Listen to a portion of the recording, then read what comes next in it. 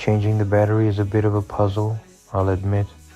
It's a snug fit, so putting on some latex gloves can really help with grip. I had these finger gloves available, that's why I'm using these.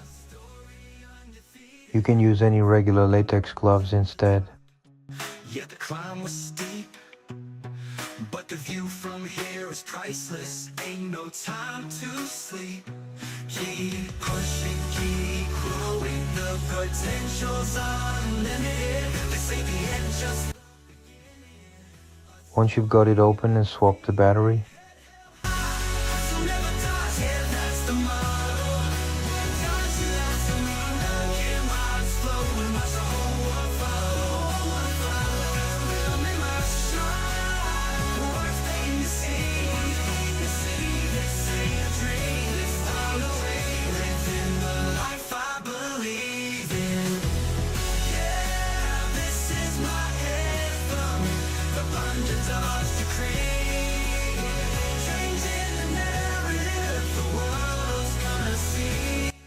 just pop it back into the provided keyring case and attach it to your keys.